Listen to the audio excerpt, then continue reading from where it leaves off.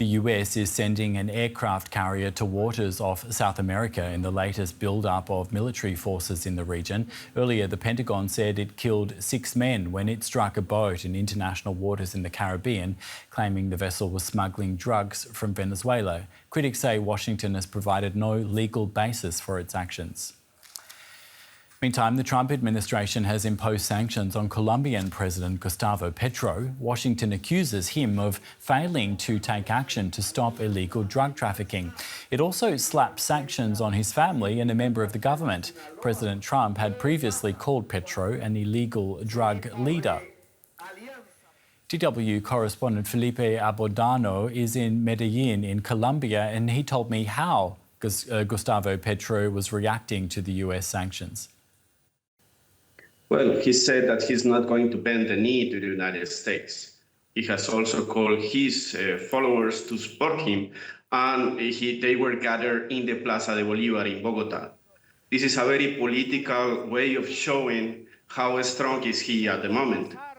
So he managed to fill the plaza, and he believes that this is a way of setting a path for Colombia that is not going to fulfill any threat that the United States or Donald Trump is going to address to the country.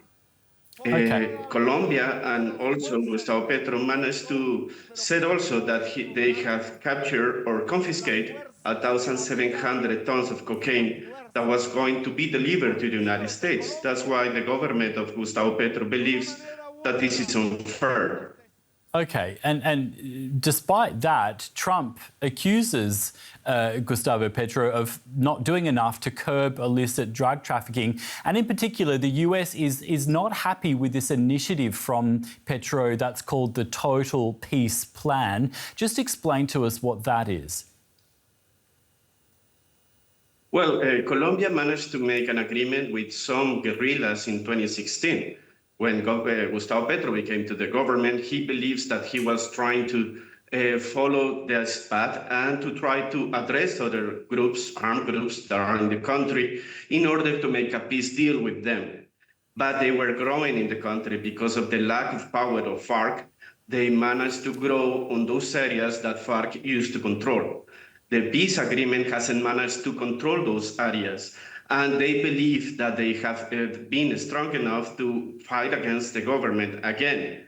The Total Peace, or Paz Total, as it's called in Colombia, hasn't managed to do what it was supposed to do and has only fulfilled one of the roles that it has in the south of Colombia, where they managed to make an agreement with an armed local group. All these groups are based in the country because they control the drug deals base, where the coca leaves are. Okay, thanks so much for that, Felipe. That's DW correspondent Felipe Abondano speaking to us from Medellin in Colombia.